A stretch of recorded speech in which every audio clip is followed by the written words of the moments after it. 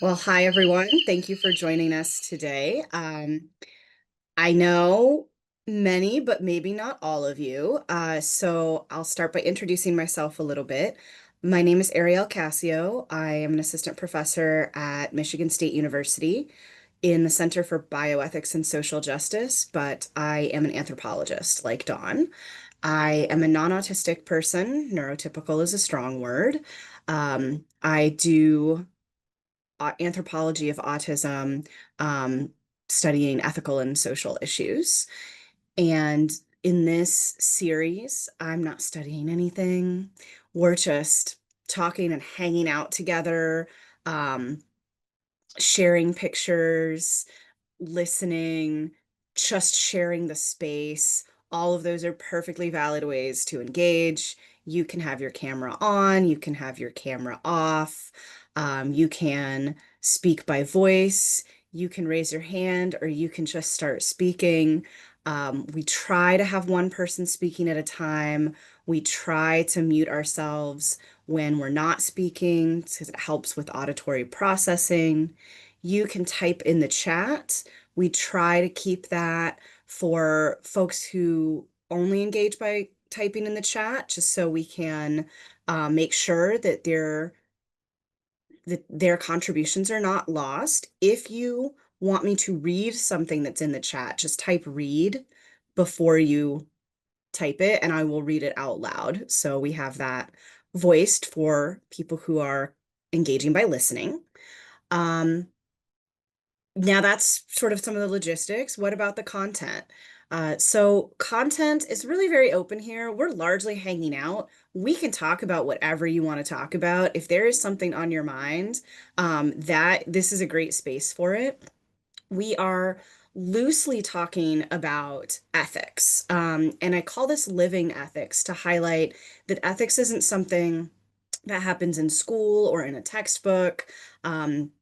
Ethics is something that we are all living every day. We are doing ethics when we think about what's right and what's wrong, what's good and what's bad. Questions might be, what is the good life and how do we get there? What do we owe one another? Or even just anytime we're wondering, what should we do? Um, we're welcome to talk about or show about or type about um, anything related to that or not related to that. But if you want a topic to help focus our thoughts, some people do find that useful. And so the topic that we have proposed for today is kind of following up on some conversations we've had in previous ethics hangouts about what is the value of an autism identity or diagnosis or label specifically versus maybe a pan or pan disability or just universal design neurodiversity way of thinking about things. And so potential questions, which I'll put in the chat, are what does autism mean to you? Does it matter to talk about autism specifically and how? Does it make sense to talk about neurodivergent as a bigger group than autistic? Does it make sense to talk about universal design that helps autistic people and all people? And what is the difference between autism friendly and neurodivergent friendly, if any? I also invited us to bring a show and tell, if that is a good way for us to engage. I'll put my show and tell in the chat. It's the neurodivergent umbrella. I can share screen later if we decide that we want to move into a screen sharing portion. But for now, I'm just going to stop talking and see what that inspired in any of you and where we'd like to start hanging out.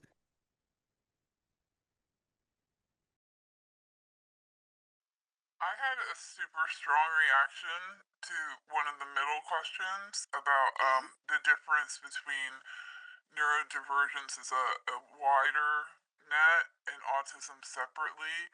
Um, Super brief background. I have been in the mental health mix with those neurodivergencies for about 20 years, and have only in the past 2 years self identified and actively chosen not to be officially diagnosed as an adult with my care team more recently. So I'm kind of like living the difference of like what it has been like to identify as only one side and then adding in the other side, especially because even though it's not my primary diagnosis, the one that messes with my everyday is ADHD, and learning the differences between neurodivergent ADHD and ADHD is an entirely different experience. So I don't have any like full thought out thoughts, but I just wanted to share that that particularly hit me because a lot decades was completely owning the one side without the other and not necessarily understanding it. And even though I work in mental health too, and autism was always separated, like even in decades past as officially different departments and stuff like that. And so I was never taught in any of my professional training to understand autism as part of like what the neurodivergence bundle was. So for me, in my experience, they're both part of me, but I personally see them as not mutually exclusive, but like kind of like you can absolutely have both, but I feel like that's a different experience. I don't feel like it can be. I bristle at the idea of autism being lumped into the whole neurodivergent bundle. Just my thoughts. Thanks for listening. Thank you. Yeah, for me, well, I pursued the diagnosis in 2022 after I went through a rough time. My mom passed, and for me, like to follow one of the tenets about knowing myself fully. So I always like to test my capabilities, and for me, the diagnosis was freeing because it internally it felt like a big weight was lifted off my shoulders, and it was like you're not broken, you're just born different. So you have to go about life differently and don't live life like everybody else does. Find what works for you. So finally it let myself off the hook. Help me stop beating myself up for being born different, being different from people. So yeah, that was very meaningful. And then it just says like, okay, you can do these things. You do these things better than a lot of people, and some things you may struggle with. Let's find workarounds. Thank you.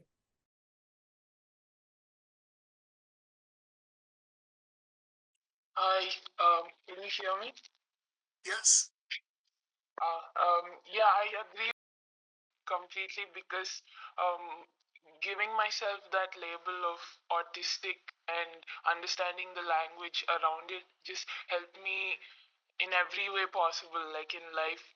Firstly, beginning with understanding myself and how autism affects each and every part of my identity, and then also about how to go about life, how things that are seemingly small, like how friendship works or how any other kind of social relationship works for you specifically, and understanding that really helps me every single day. So I feel like when it comes to labeling yourself, at least when it comes to myself, I feel not just this sense of like relief and a lot of like, yes, this is what I am.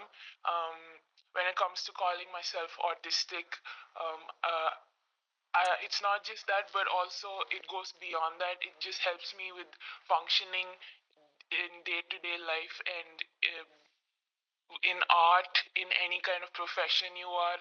For me personally, it just works holistically, like every part of life. So when it comes to me, I think the labeling has helped very much so, because it gives you that language to understand yourself better.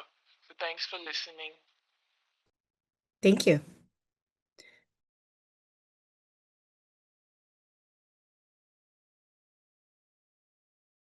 There we go. I wanted to talk about the concept of being multiply divergent and the need from different kinds of accommodations based on your divergence.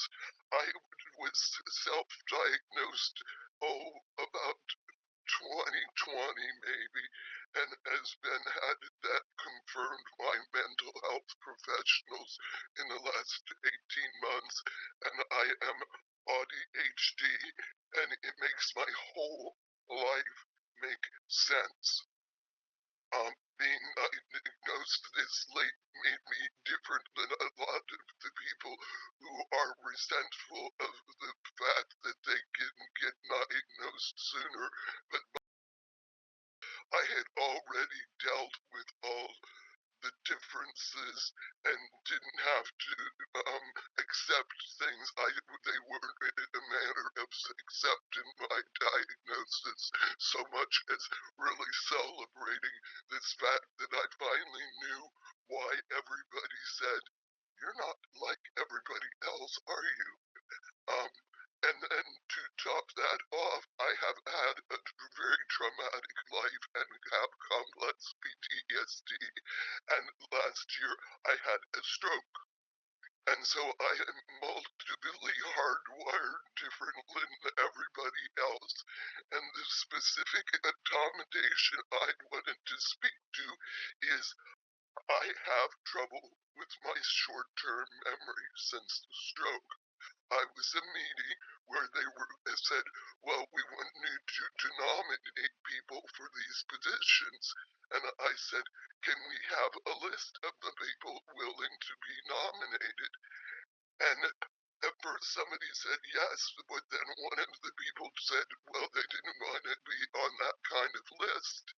And they just immediately yielded to that person without any understanding of the need.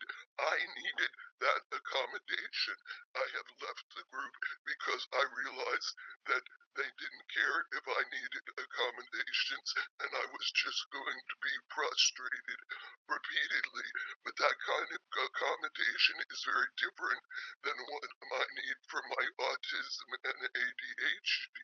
The ADHD indeed makes me also have problems with the short-term memory, but not in the way that the stroke has. The ADHD makes me lose track of the thought I had. The stroke prevents me from ever having it in the first place. So I thought that was important to recognize when talking about differences in accommodations. Thank you, everyone, for listening. Thank you.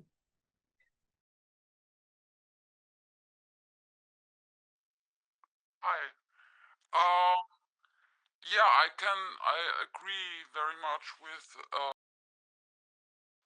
I'm very late diagnosed now, and I was diagnosed autistic 2 months ago. And I found out or suspected that I am a little bit more than 1 year ago, and it really changed everything and my whole life. And I don't know, as a human, you're somehow strange without having the words and concepts. You cannot really understand yourself, that at least from my experience. And you're like in the dark trying to figure out what's wrong or different. And since understanding, like, it changed a lot of my life, and I'm starting to unmask and find like-minded people, like find my kin. And um, this wording, neurodivergence, I think it's a very good wording for policies and for the outside world. But for me, it was really, I don't need a label, like, but for understanding myself, it was really extremely important to really have the exact wording. Yeah. Thank you.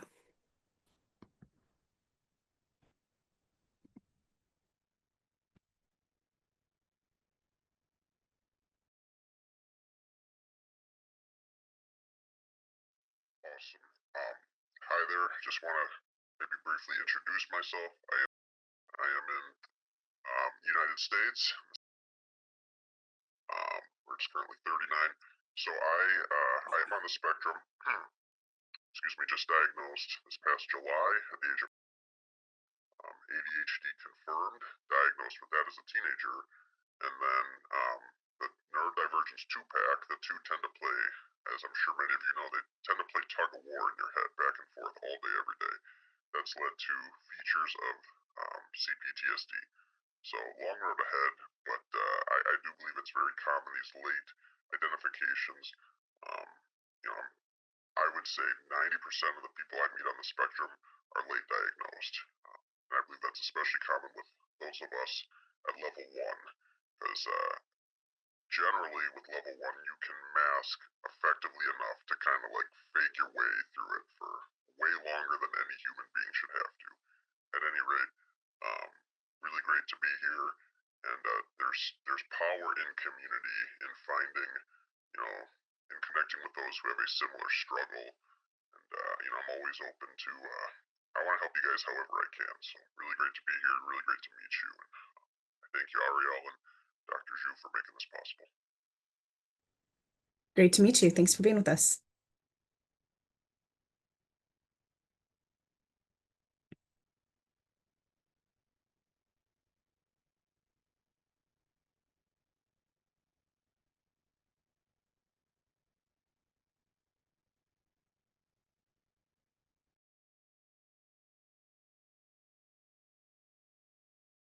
I'm kind of diving in. I'm not quite sure what I want to say. I always have this problem at these meetings. People speak, and I have lots of ideas, and I want to say something because I want to participate, but I kind of don't know what to say. I suppose I would like to echo what everyone else has said about discovering being autistic and how important and life transforming that is. I don't like the word label. I wish we would use the word name. I have a name for who I am, and I have a name that enables me to connect with others who use the same name to describe their way of being. I feel like labels are for, I don't know, jars of jam or whatever. I don't think I don't like that word, and I wish we'd resist it really as a community and say it's a name and not a label. In relation to kind of comparing the description of autistic to neurodivergence, I know that it's a really kind of hot potato, isn't it? Very political, as in what gets included in the category of neurodivergence, with some people thinking it ought to be limited to kind of autism, ADHD, Tourette's, etc. And then there's kind of pushback against that with the idea that, well, actually originally it was more encompassing than that, and also it's a political category, not a medical category. So it's really, really complicated. I'm not entirely sure where I stand on that. But I have a recent diagnosis of ADHD, and it's interesting. Well, I don't know if it is interesting, but I describe myself as autistic. That feels absolutely who I am and absolutely core to who I am. I even love the word. I love knowing that I'm autistic. ADHD feels to me, I know that gives me some strengths as well, but it feels more impairing. It does feel like more something I have. And I'm more likely to describe myself as autistic with ADHD. Don't particularly like the description ADHD just because aesthetically it's not pleasing to me. I don't like it. And I'm a bit reluctant to use the word neurodivergent simply, although I guess that would count as being multiply neurodivergent, just because I think the political nature of it and the vagueness of it, and also I think sometimes the way it's used by services and the medical profession, where it kind of almost making autism nice, you know, let's use a nice word to describe the autistics rather than just calling people autistic. Sorry if that was very rambly. I am rather a rambly speaker. I hope it made sense. And yeah, thank you, everybody. I can't speak for everyone, of course, but I can at least speak for myself, and others I know agree to say that's a great, totally welcome, totally welcome. Ramble away.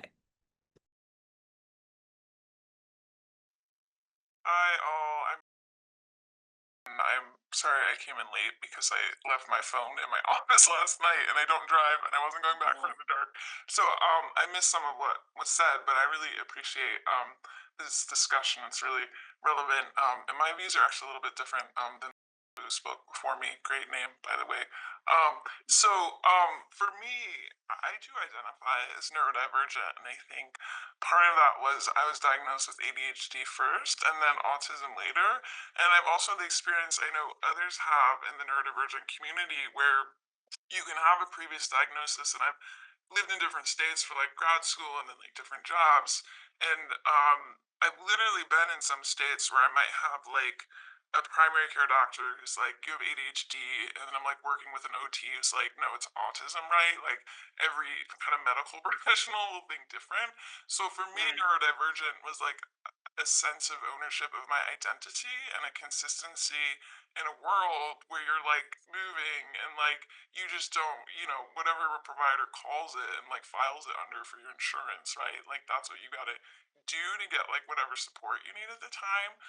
So that's why the word neurodivergent is so powerful to me in terms of having that kind of ownership of identity. And I also think, said is true, like it's a little bit ambiguous. I think on a professional level that feels safer for me sometimes than saying something specific where people will then like assume certain things, right? So that's another reason I like the word. And I'll also say this is kind of relevant. The university I'm at has I always forget the full name, but it's like a center of excellence for autism, and we're actually I'm on the board talking about the possibility of expanding the name to Center of Excellence for Autism and Neurodiversity and that kind of expansion. So I appreciate this discussion. I think it's very relevant in the world right now, and I really enjoy hearing others' experiences with words. I'm really into words, just like in general. So thank you. Thank you. Have a good meeting later today.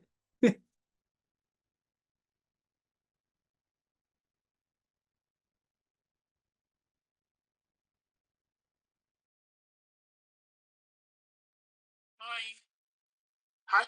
I don't know how to do this actually. I've like known I've been autistic for like a long time, and like that like like it's like good that I did because like I know that I am, but but like it's also like that means I'm like aware of like why I'm like outcasted and I mean sorry why I'm like outcasted like I have to be aware of that and like there's benefits to knowing but it's it's complicated. Like knowing exactly why like you're seen a specific way, you know. Yeah. And like I'm like higher needs than a lot of people, which is fine. But I just wish I could do like things on my own sometimes, you know. I don't know where I'm going with this. Just there's benefit, not benefits, but like there's things that I like find pride in, but like it's still hard. Sorry that this one didn't go as much into depth as other people, but that's like how it is for me. Thank you. Thank you. No apologies needed. That's very welcome.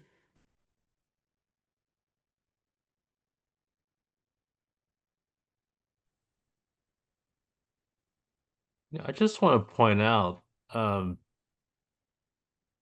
what I'm seeing might be one of the common threads is sort of the power of language, and sort of self-understanding. And sometimes maybe a lot of times, we're not really born with this language. We learn the language and then we sort of learn about ourselves. And um, I think part of self-understanding is sort of developing like a language, around, our experience. Um, but if we don't know what the experience is or what the options are, then it really becomes it becomes very disorienting and confusing.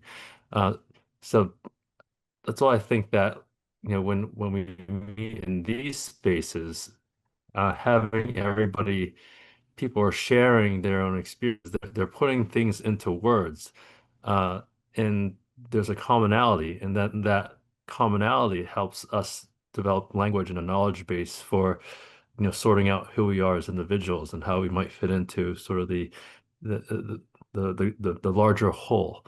Uh, so, I mean, every time I hop on one of these meetings, I learn so much, and there's sort of a grounding feeling by participating. So thank you all. Thank you.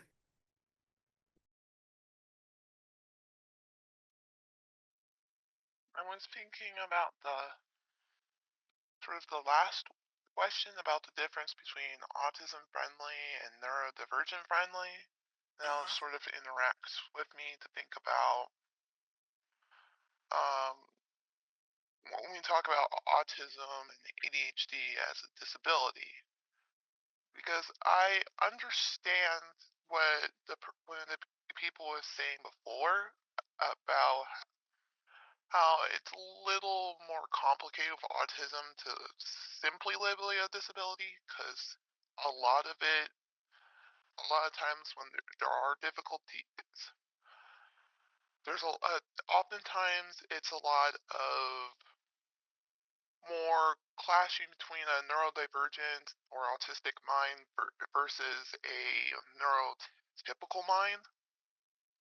So, yeah, but then there are some things about it that are a little bit, well, especially for some autistics, that it's more, yeah, it's a bit more of a disability. But overall, I think I'm for not separating it from disabilities. I mean, yeah, sort of qualifying it a little bit, but overall, I think it should be together with it, because it's it's more about it's about the principle of it to me, about not trying to distance between us and other people, because people, I mean, I don't remember if it was here or a different autistic group who was talking about how ableism has been used to justify prejudice in other forms, racism and sexism, and it's kind of part of why a lot of minority groups try to. There's a lot of underdiagnosis, because partially because they're worried about how does it look if we actually get someone diagnosed and it's known, and people need to stick together, even in the disability community, and let uh, we can't that defeats separate from other neurotypicals, because that defeats the uh, it, it just seems to be playing in the same discriminatory mindset, trying to separate us versus them. And again, a lot of us of other uh, aren't just white straight men that are also autistic. Which kind of, a lot of us belong in other categories too. So, and also just it's asking a lot to separate.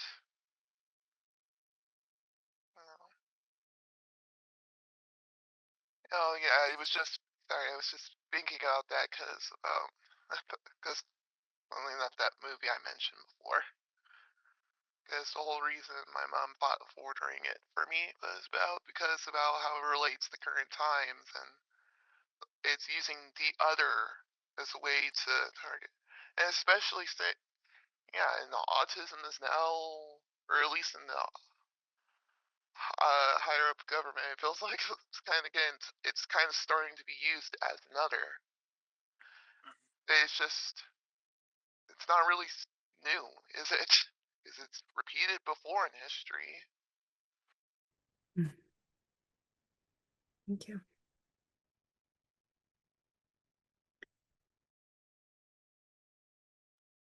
I'd like us to speak a little bit again about being multiply divergent, because that's it's part of why it took me so long to even self-identify. I started suspecting autism probably 25 years ago.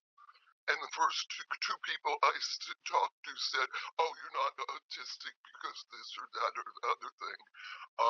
And so I said, "Well, maybe they're not." And during COVID, I guess, is when things finally started going around on the internet all the time in social media, talking about what the symptoms were of each, and it took me a really long time to figure out that I had both ADHD and autism, because the symptoms are so very different. And you go, well, I have this, but I have this, but I have this, but I have this, and this doesn't fit here, and this doesn't fit here. What finally triggered it for me to I understand was realizing that hyperfocus was part of an attention disorder. Because I was like, I focused just fine. And I do, if I hyperfocus, there's only two middle modes, unfocused and completely focused. I can do a task for 5 minutes or can do it for 5 hours, but anything in between is trickier. Thank you. Thank you.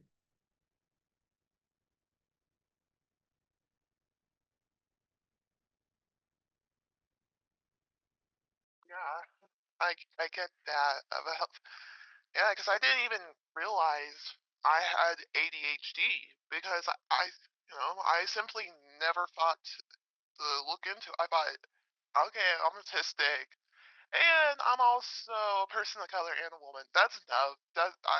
I'm probably not anything else. And to be honest, uh, I sort of knew a bit. I just didn't know anything about ADHD. I only knew about the part of it about hyperactivity, which I really was hyperactive as when I was anyway. So that, but I mean, but it is possible for you to have misconceptions even when you're trying to be the, the most accepting you can. And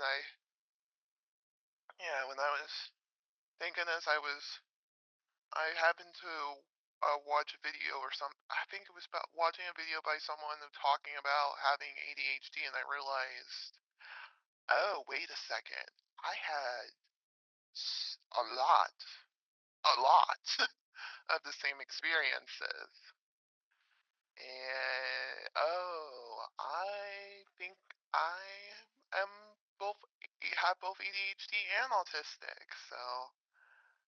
And I spent some time learning about what it actually means, and yeah, I'm just nervous about trying to get an ADHD diagnosis and right now though. But so I'm I'm just I mean at the same time it's a little disheartening to realize that even with me trying to be being accepting, I still had notions about what it meant to have ADHD and being worrying about. Worrying about how it comes like. I feel bad for thinking about like, oh great, ADHD too on top of everything else, but I just, yeah, I feel bad, but I also know it's kind of because I already sort of had a lot, so just thinking about that, that's pretty much how it is. If you're a minority in any way, and then you realize you're also neurodivergent, any misconceptions are going to not exactly make that discovery a fun time. It just, yeah, I just sort of, I wish, yeah, but we should stick together. We need to stick together. Yeah, and we need to speak about our experiences, even if it's not easy,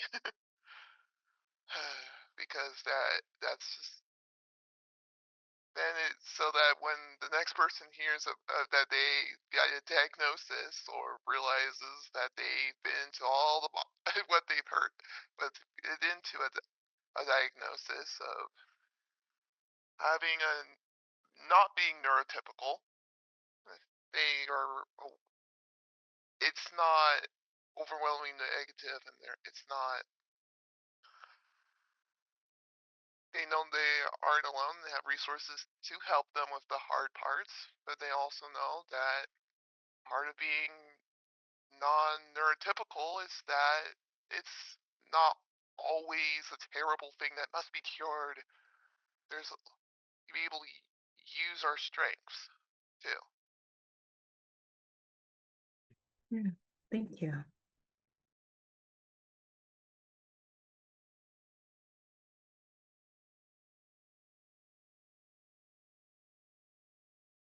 Sorry, I didn't want to jump in line. Is your hand up again or still up? Okay. I was just interested in what other people's thoughts are about the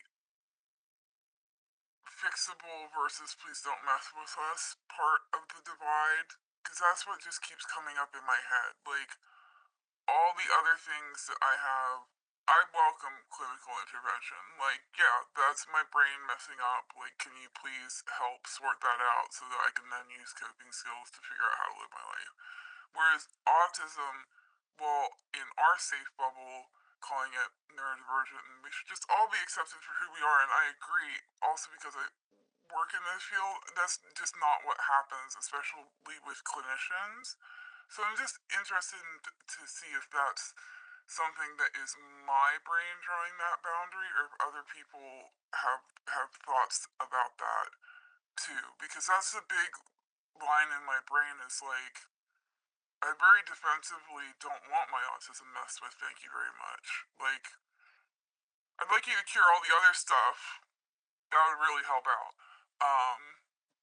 That's sort of the line I have in my head of the difference that I keep getting stuck on between like neurodivergences in the everything else that can be diagnosed, or even like learning challenges or anything like that, versus the like it's not that there's something wrong with us or there's nothing broken or there's nothing that we need to have fixed. Like, might need to have coping skills to match the society that we might need to force ourselves to be involved with, but don't need fixed. So what are other people's thoughts about that? Thanks. Thank you. And I've typed that in the chat as well if it helps us keep track of it.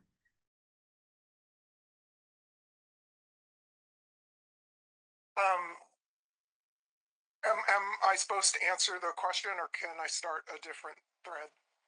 You can start a different thread. Okay. Actually, I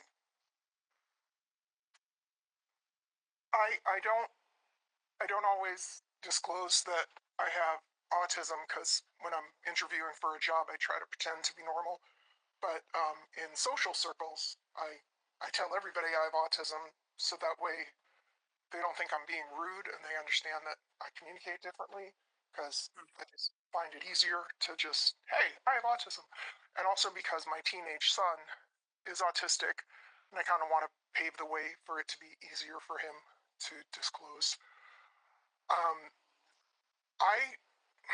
I mean, autism is a disability, but it isn't a disability. It's a disability because of the way our society is.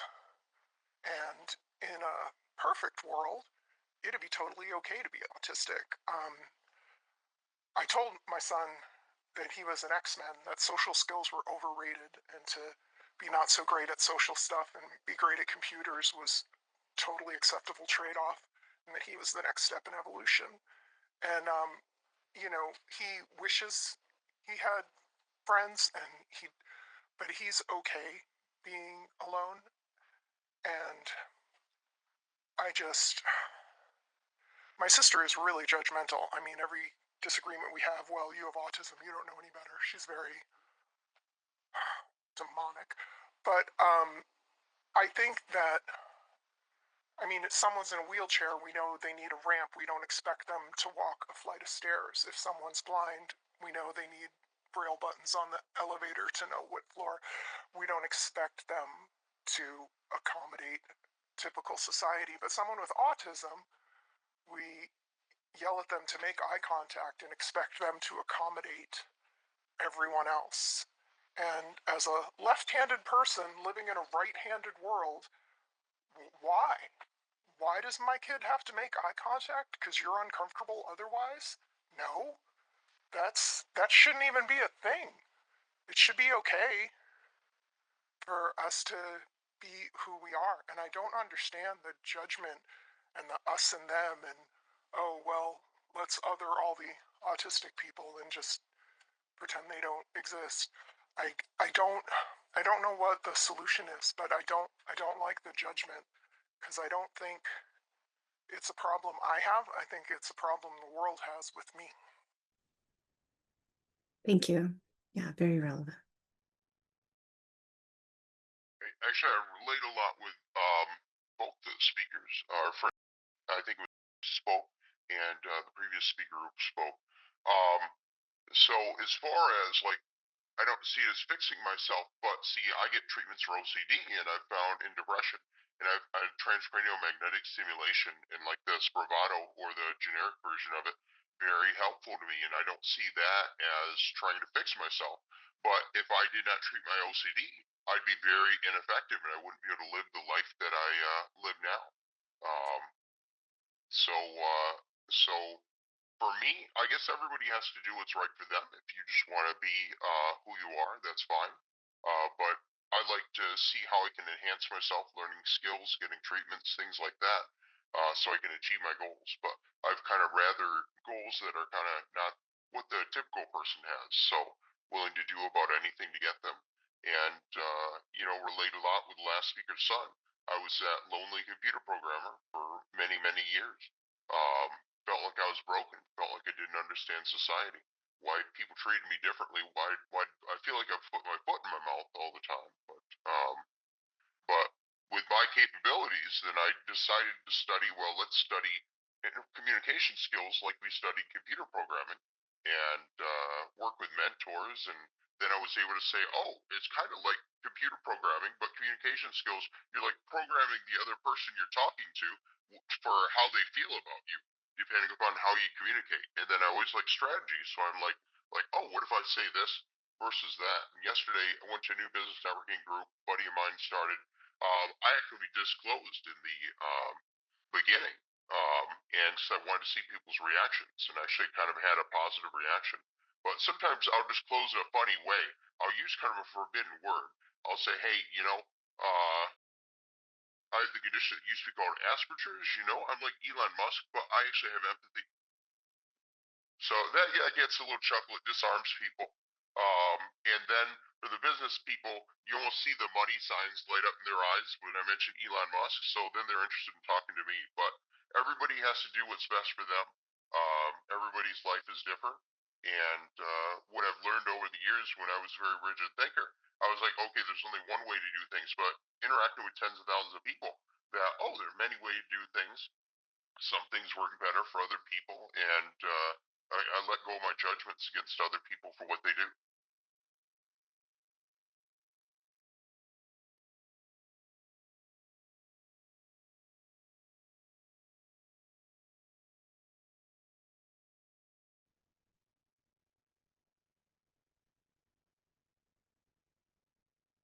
Would anyone else like to share on the topic of the fixable versus don't mess with us divide?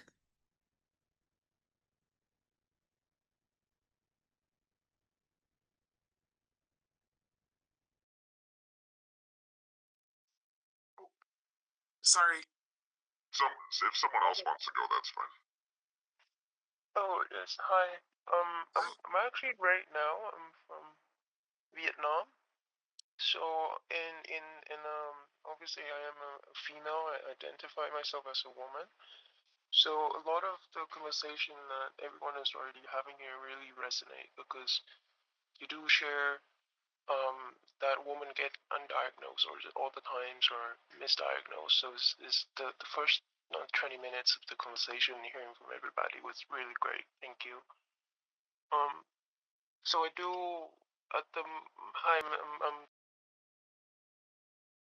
I'm from right now, and I found your group actually from Facebook, and it's really nice to see everyone doing this. I'm supervised by a BCBA, and right now I'm studying ABA, and I'm also on my last year of majoring in health sciences. And I'm just really curious, right? Because obviously things happen, and then my mother was born in the time that Asian and Vietnamese Asian woman would never be considered autistic in any way, and it took me many years of growing up and actually looking back into family history and see and realize that all the quirks.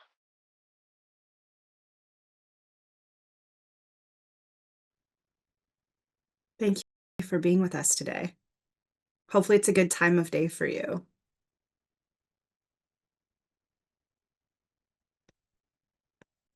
What would you like? What did you want to say? Basically, just that I appreciate all the shares. You guys are kind of validating, confirming my continued struggles, my lifelong struggles, and I fully agree with that. Autism is really only a disability because of how society is built. Society is not really built for us. We've been expected to be, to cram our square peg selves into the round holes, which just isn't fair. And as far as like eye contact etiquette, I think of job interviews during which, like a remote, a Zoom job interview wouldn't be quite so taxing, but like an in-person job interview where every little like blink that you do is being judged and scrutinized, and we're expected to just not only have perfect answers, perfect posture, the right amount of energy. We're expected to maintain eye contact for probably a few hours straight. For me, the room starts spinning out of control. So it is such an unfair, ridiculous expectation. I have to like sit here and pretend that I'm focusing on the person or the persons in front of me. I got the room, literally spinning, and then I got to make sure all my other stuff is just so perfect to a T. I think it's just such BS. So thank you all for kind of confirming that. Thank you. You had a hand up briefly. Did you want to say something? Yeah, thanks. Hi, I'm located in Australia, and it's after 1 a.m. here, so but it's nice to be here. Thank you. Yeah, so I'll just share a little bit. Like I was diagnosed with ADHD about 25 years ago and OCD about 30 years ago. So it wasn't until about I don't maybe 4 years ago I started tutoring autistic students in filmmaking and found myself relating to so many things that they shared. And I was like, oh, is that a thing? Oh, okay. Oh, is that a thing too? And that was just a real just a real revelation. I guess like from there, I kind of connected with a psychologist who shared some ASD tests with me, and the results showed I was ASD, but for reasons she wasn't able to give me a formal diagnosis. There's another pathway you need to go, and it costs quite a lot of money.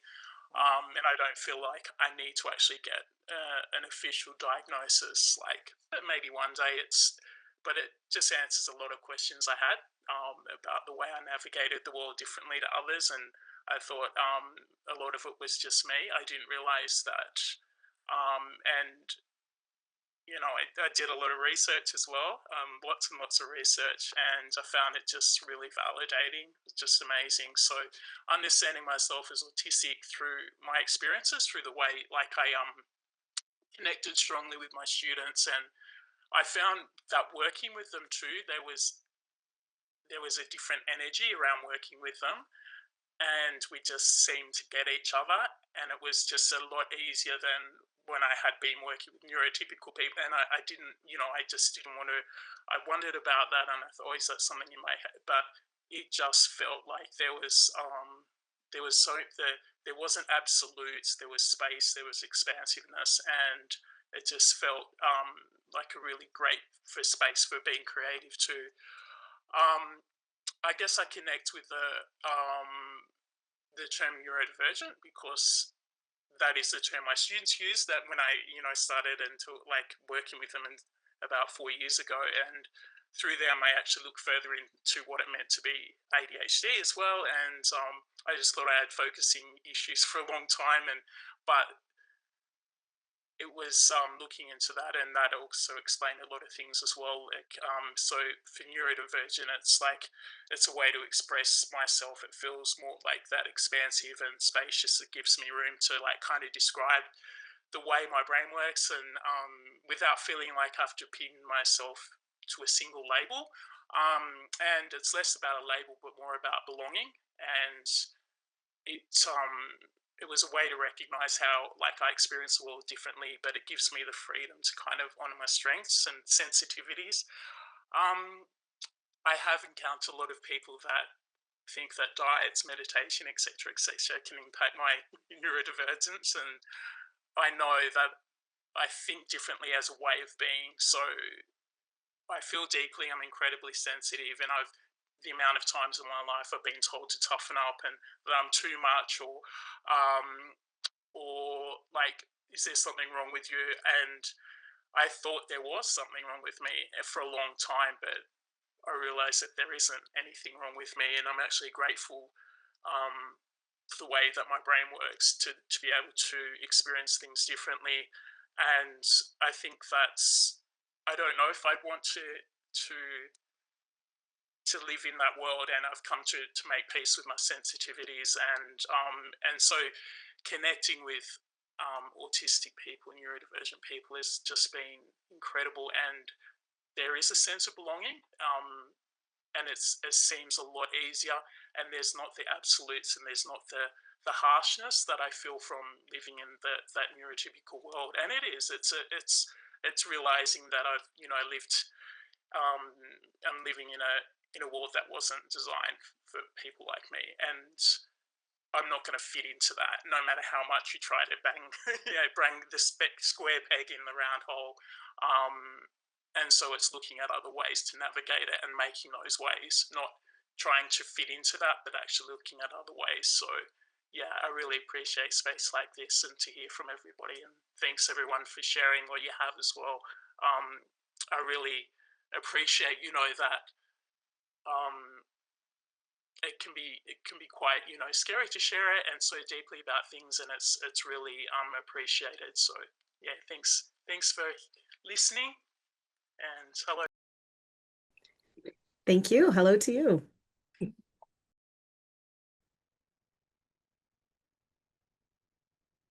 Did I say that right? Yeah, almost. Okay. All good. Yeah, I really agree with all of the speakers. I'm somehow between the people who spoke before.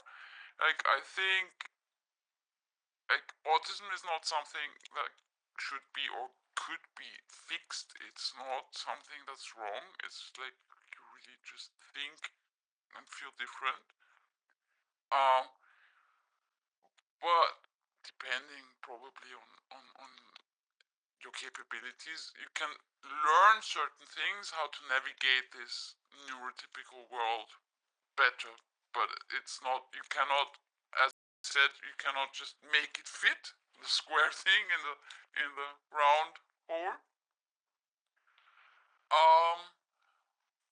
But yeah, I think we should somehow of course we should be respected more, and things have to change. But also, at least for me, it's not that my attitude is not okay, I'm like this, you have to go with it, but we have to meet somehow in the middle. And I try like learning how to communicate and learning what people mean when they say certain stuff, and yeah, that's all. Thank you.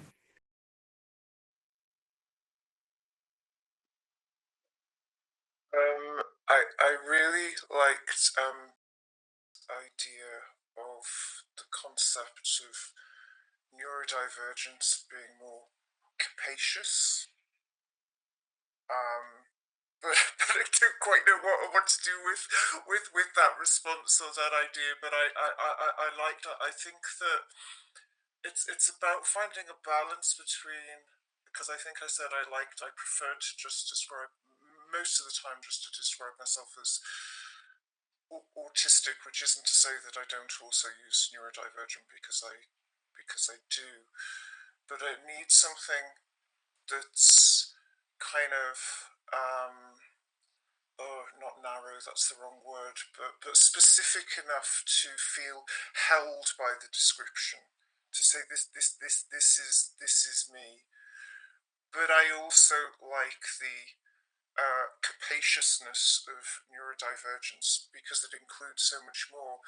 And I think along with that description of ourselves, that it perhaps also opens our minds. So somebody else said something, it might I mean, everybody said really interesting things. And also going back to something Al said, I think as well, but that it does it expand our minds and our openness to difference more generally. You know, that actually when we have that concept that we're acknowledging a greater degree of difference within humanity as a whole. And I guess that's partly the political aspect of it, isn't it? That actually we're being able to hold a sense of all of the differences in human beings rather than replacing one narrow idea of how we should be with other ideas about how we should be. Yeah. Thank you.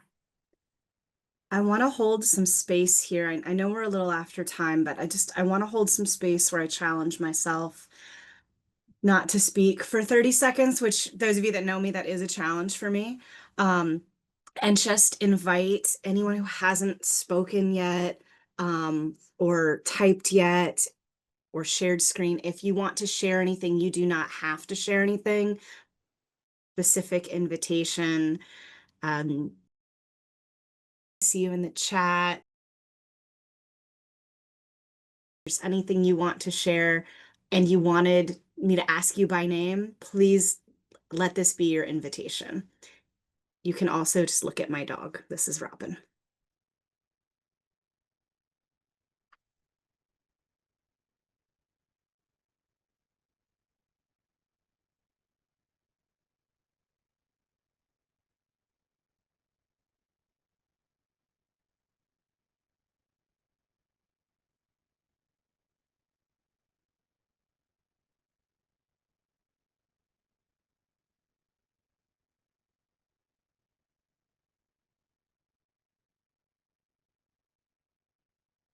Great. Thank you, everyone, for being with us today.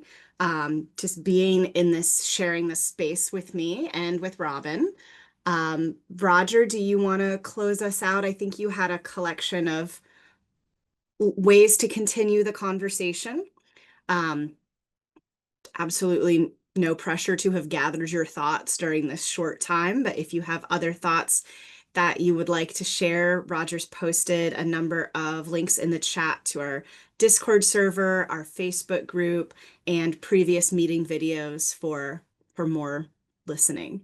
I think that's everything I have today. I'll stick around for a little bit if anyone wants to keep talking. But also, again, if you would like a specific invitation that we are closing down and it might be time to move on to other things in your day, you are more than welcome to do so. Thank you, everyone. Thank you. I'm Nice off to meet you. grocery shopping, so not super. It'll be overly stimulating. So this was much needed pre-shopping therapy. Thank you all. Appreciate you guys. Excellent. Have a good trip, as good as you can. Thank you. Have a great weekend, everyone. Bye.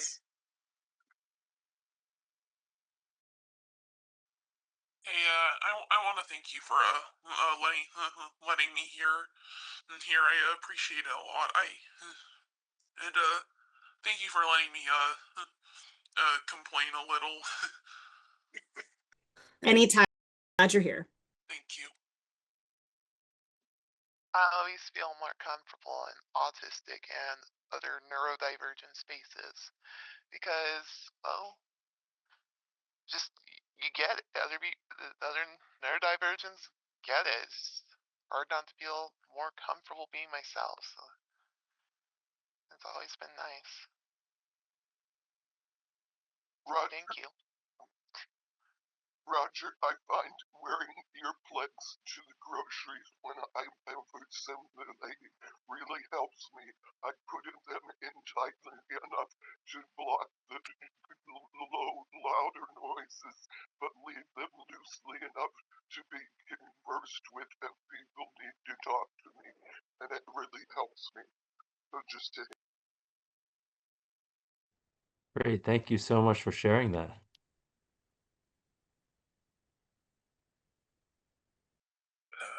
I'm going to go.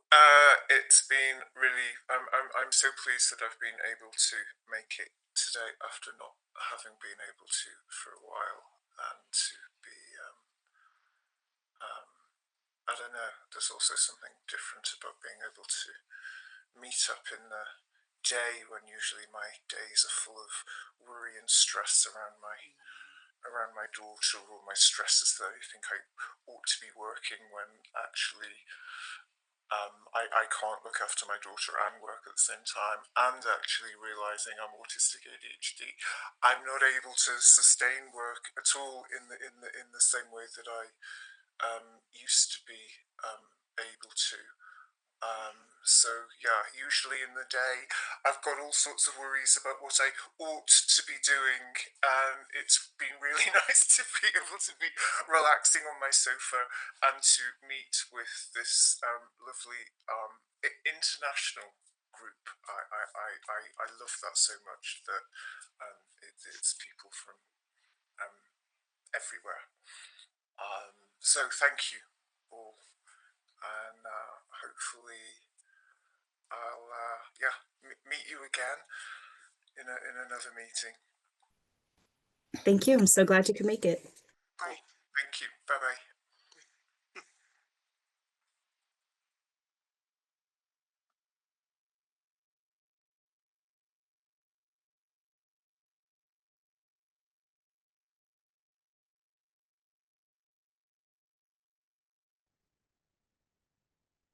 All right, I think I'm going to close off and see what else it is I need to get to today. For me, this was the beginning of my day, so it was a great way to start the day, and I hope to see or interact with you all in here or other spaces in the future. Bye. Thanks, Ariel. Everyone, Thanks, have a Roger. great day, or enjoy the rest of your afternoon, or maybe even evening. And we'll see you next time. Bye-bye. Bye.